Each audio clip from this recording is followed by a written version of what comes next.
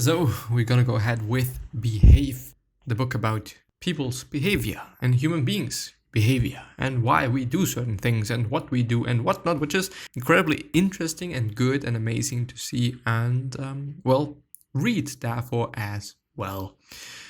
But yeah, let's actually see how we pick our leaders, which is gonna be the next part that we're gonna read. We mostly pick unconsciously and then rationalize, which is, I think, in general, what we are doing with decisions. First of all, we decide, and then afterwards, we kind of come up with certain, factors, reasons, and whatnot, why we did certain things. One study indeed showed that kids ages 5 to 13 could pick the election's winners 71% of the time. What? That's incredible. As rules of thumbs, people vote competent and experienced more than policies. Competent looking faces won 68% of the time. And I do want to emphasize, competent looking faces. People often vote depending on single issues they care much about. People tend to vote for better looking candidates, and people tend to vote for candidates who use more we and us pronouns.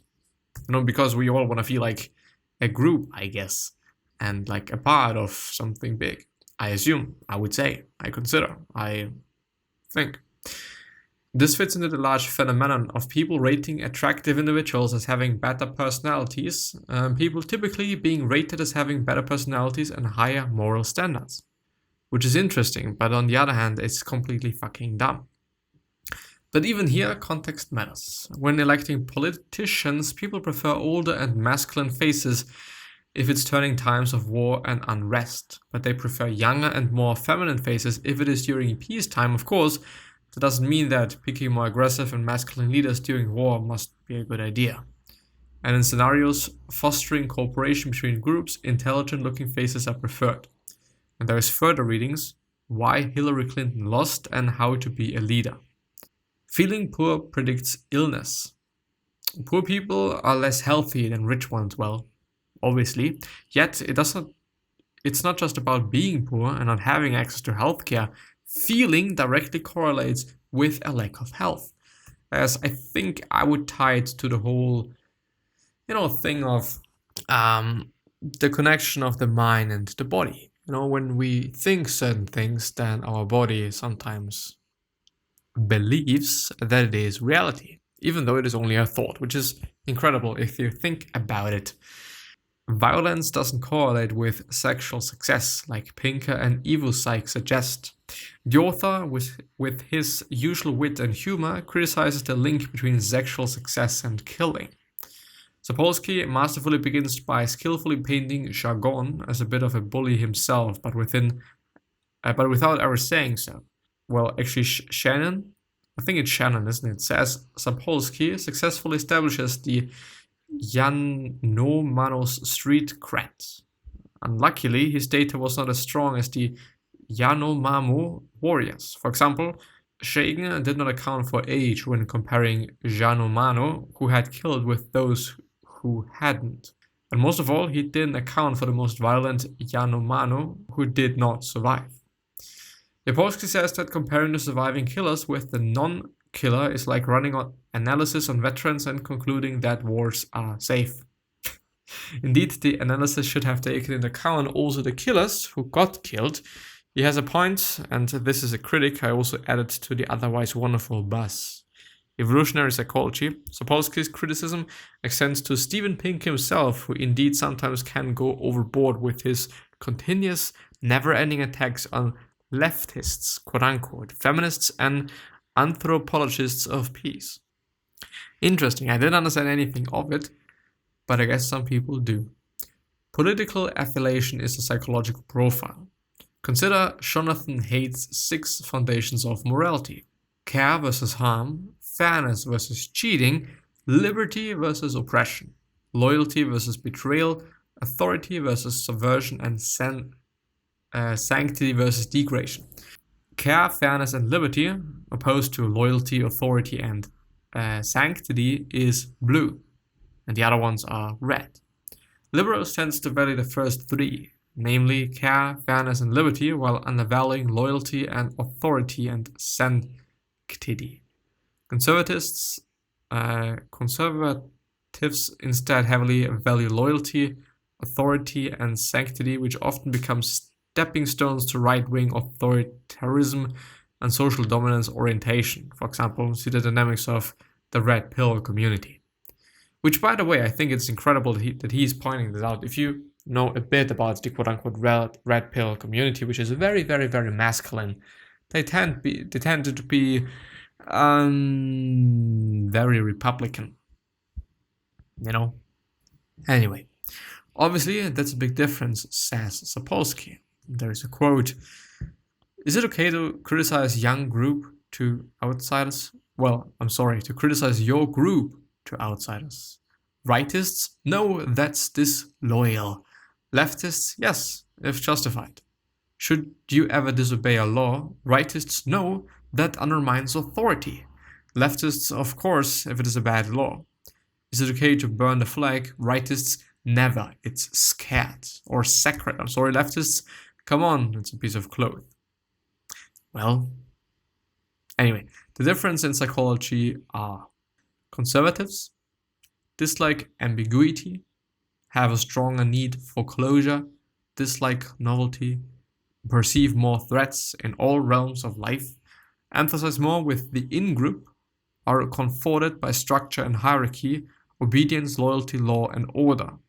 That's why, says Sapolsky, Republicans managed to get poor whites to vote against their own interests. It's the confirmation of the status quo. The evil feels safer than social transformation.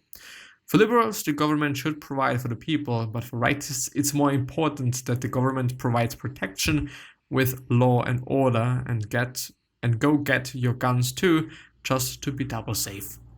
I do want to point out, not my opinion. Everything that I'm solely reading is not my opinion, right? Because I don't want to really get into politics and whatnot. Anyway, disgust underpins the difference. From a biological point of view, it seems like the differences stem from the approach to the feelings of disgust. Conservatives have a lower threshold for disgust. Conservative Leon Cass used disgust as a form of policy, arguing that if you feel inherent disgust, then you don't need to reason about. You got your answer. Sapolsky quips, "If it makes you puke, then you must rebuke." I don't know what rebuke means, so I don't get the joke. Reproach, scold, admonish, reprimand, and so on. Of course, the author disagrees with it because different things disgust different people, especially when it comes to social policy, i.e., the idea of slaves being free was disgusting to some people only a few centuries ago. Yeah. Conservatives are more stupid. With Theodor Adorno in the 1950s, the link between conservative affiliation and lower IQ started. Some, but not all, studies since then have supported the conclusion. More consistent, though, is the link between lower intelligence and a specific group or type of conservatism, such as the right-wing authoritarianism and the guys who love hierarchy. I think they have two explanations as to why low intelligence might be connected with conservative affiliation.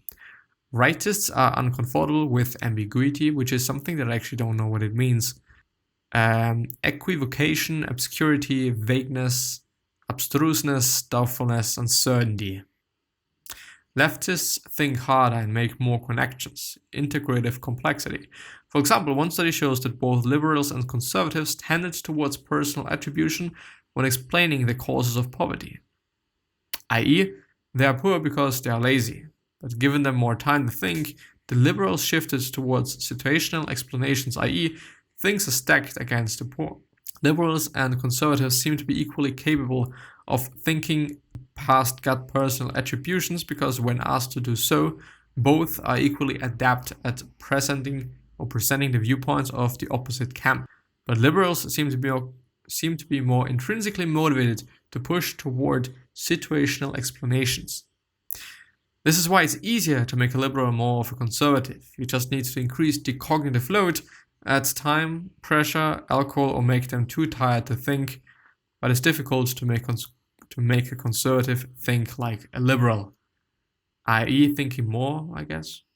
This differing attributional style extends beyond politics. If given more time, a liberal is more likely to think that a guy tripped over a dance because the dance was difficult, but ask them to make snap judgments and they are more likely to think, like conservatives, the guy is clumsy. Yeah, the impact of environment on parenting. The role of a parent is to prepare the child for future success, as they say, and it seems that parents adapt their parenting style to the environment in which they live. Poor environments parents must prepare kids to fight. Pan's speech was full of metaphors about not losing what was achieved, such as standing your ground, keeping up your pride, not letting others get under your skin. Parenting was authoritarian, toughening the goal. Parents teased kids far more than in the other neighborhoods. Working class parents educate for hard offensive individualism. Families had some socio-economic momentum, and kids were meant to maintain that precarious trajectory. Parents' speech about their hopes for their kids contained images of movement, progress, and athletics. Getting ahead, testing the waters, going for the gold with hard work and the impetus of generations of expectations. Your child might pioneer landfall in the middle class. Upper class was about psychological well-being. Children's eventual success was a given, as were expectations of physical health. Far more vulnerable was a child's psychological health. Parents' responsibility was to facilitate their epic journey toward an individuated fulfillment, quote unquote.